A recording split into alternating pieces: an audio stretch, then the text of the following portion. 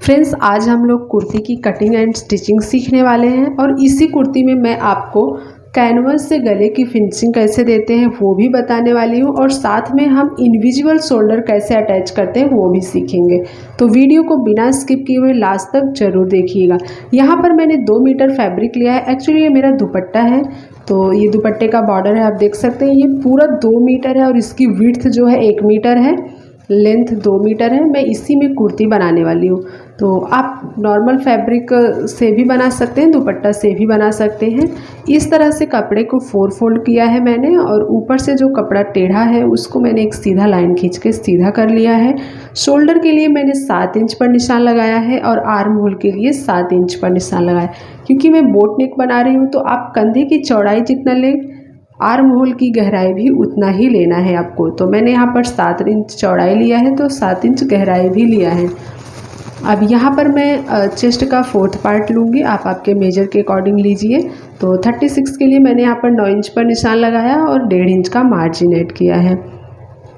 इस तरह से हम निशान को मिलाकर एक लाइन खींच लेंगे। अब हमें यहाँ पर आर्म होल का शेप देना है, तो पहले मैं ये बैक पार्ट के लिए आर्म होल का शेप दे रही हूँ। आपका जो 4th पार्ट का निशान जहाँ पर आता है वहाँ से आप आर्म होल का शेप दीजिए। उसके बाद हल्का सा नीचे की तरफ करते हुए 1/2 इंच अंदर की तरफ लेते हुए हम फ्रंट पार्ट के लिए भी आर्म होल का निशान लगा लेंगे। गले की चौड़ाई मैं यहाँ पर 4 इंच ले रही हूँ और 1/2 इंच शोल्डर डाउन कर देंगे। इस तरह से आप आपके हिसाब से ले सकते हैं। यहाँ पर मैं ऊपर शोल्डर से 15 इंच पर निशान लगा रही हूँ वेस्ट राउंड के लिए और वेस्ट राउंड का 4th पार्ट लेंगे, 1.5 इंच मार्जिन ऐड कर देंगे। तो मैंने यहाँ पर 8 इंच 4th पार्ट है और 1.5 इंच मार्जिन ऐड किया। शोल्डर से 21 इंच पर मैं मार्क कर रही हूँ हिप मेजरमेंट के लिए, जहाँ पर हम कट बनाते हैं साइड। और यहाँ पर भी आप हिप राउंड का 4th पार्ट लीजिए, 1.5 इंच का मार्जिन ऐड कर लीजिए। ये में जो आप शोल्डर से हिप राउंड के लिए हम मार्किंग करते हैं वो 20 या 21 आपकी हाइट के अकॉर्डिंग, जो स्टैंडर्ड साइज़ है वो 20 है और हाइट ज़्यादा है तो आप 21 ले सकते हैं। अब साइड से हम मार्जिन वाले मार्क को मिलाते हुए इस तरह से कुर्ती का शेप दे देंगे। तो देखिए एकदम परफेक्ट फिनिशिंग के साथ शेप बन गया है।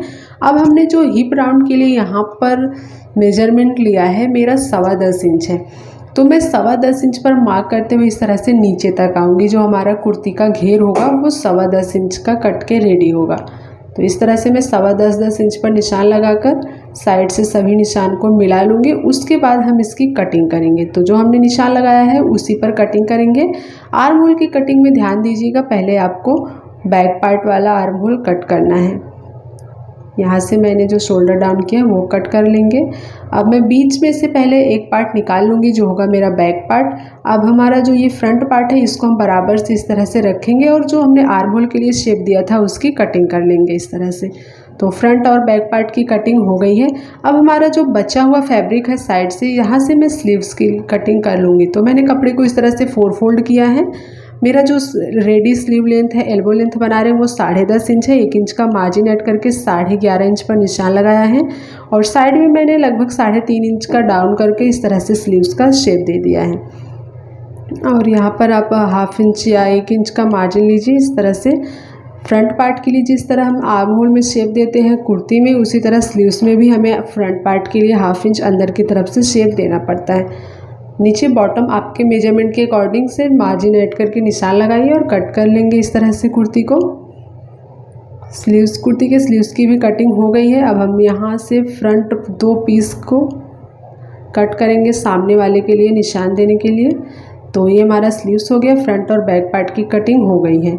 अब हम यहाँ पर कैनवस लिया है, मैंने कैनवस को डबल फोल्ड किया है। गले की चौड़ाई 4 इंच ली है और इसकी जो गहराई है वो भी मैंने 4 इंच ही लिया है। मैं बोट नेक बना रही हूँ तो इस तरह से राउंड नेक का शेप दे देंगे बोट नेक में।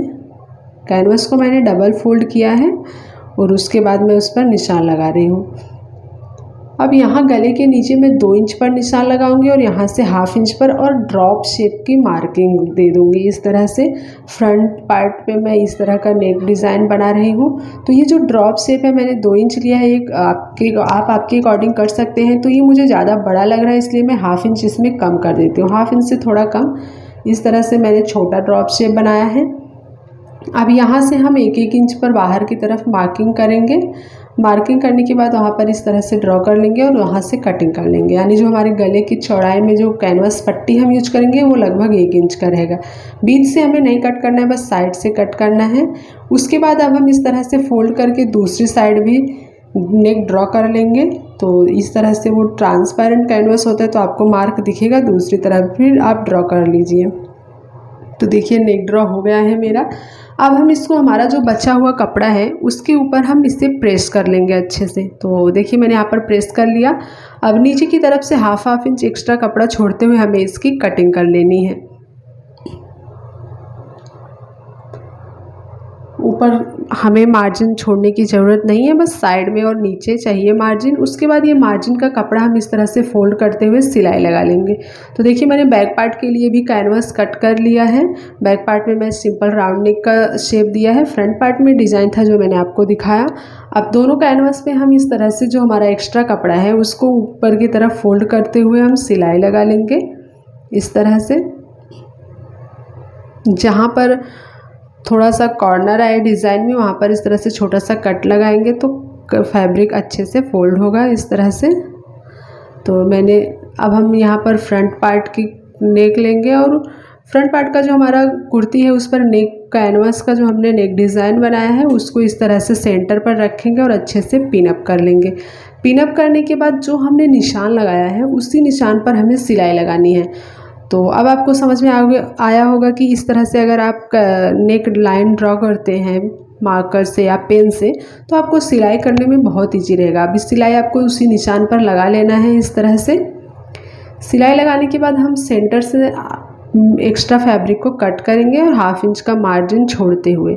उसके बाद छोटे छोटे कट्स लगाएंगे हम राउंड शेप में और कॉर्नर में इस तरह से।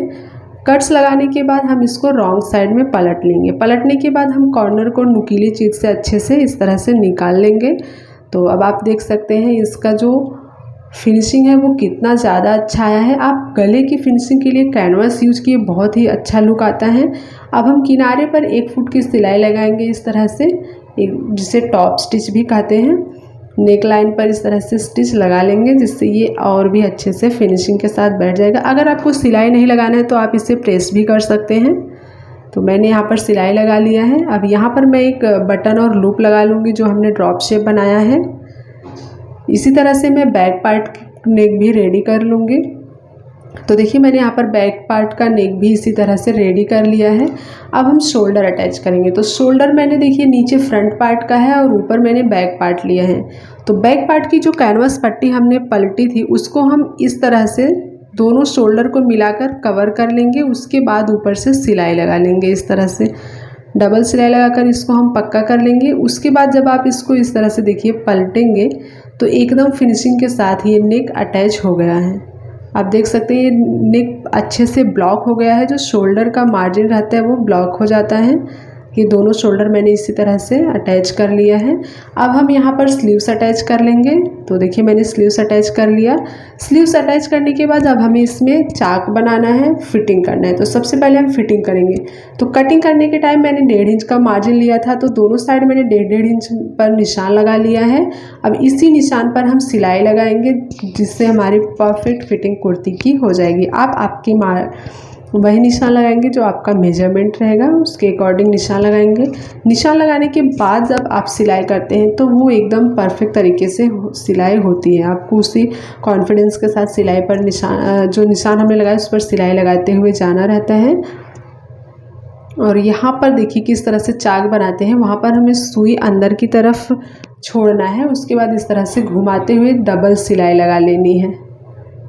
तो अब जहाँ पर हमने सुई घुमाया था, अभी सबसे पहले हम बैक पार्ट में टक्स लगा लेते हैं।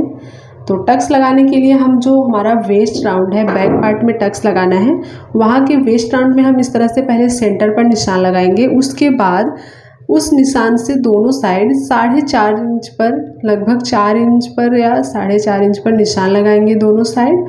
और 7 से 8 इंच का आप लेंथ रख सकते हैं।